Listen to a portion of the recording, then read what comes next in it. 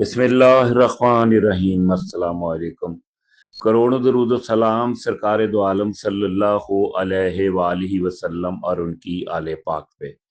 मैं हूं कैसर Anjum, IPP news के एक नए प्रोग्राम ईवर्ड्स के साथ।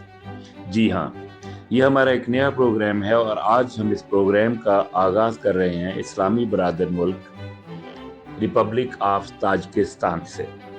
ताजिकिस्तान के दारुल हुकूमत दुशंबे में से 10 तारीख तक एक इंटरनेशनल टेक्सटाइल एग्जीबिशन का इनकाद हो रहा है और जिसमें दुनिया भर से टेक्सटाइल से वाबस्ता लोग, exporter, importers, textile machinery manufacturers और टेक्सटाइल मशीनरी के इंपोर्टर्स हिस्सा ले रहे हैं।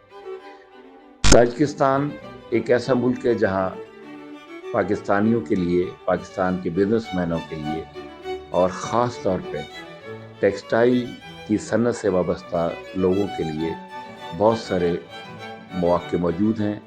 वो वहाँ कारोबार शुरू कर सकते हैं और अपनी प्रोडक्ट को इंट्रोड्यूस करवा सकते हैं और वहाँ इन्वेस्ट भी कर सकते हैं। खुदा हाफिज़।